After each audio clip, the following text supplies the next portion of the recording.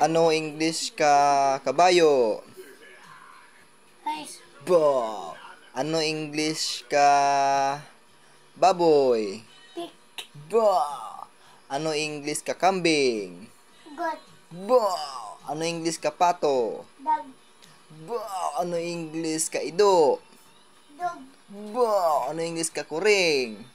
Cat. Bo. Ano English ka paka? Pug. Bo. Ano English ka pispis? Bird. Bo. Galing-galing ta, nagaga ako. Di ka ng dyaryo? Di ng dyaryo? Ang kalendar, di ng kalendar.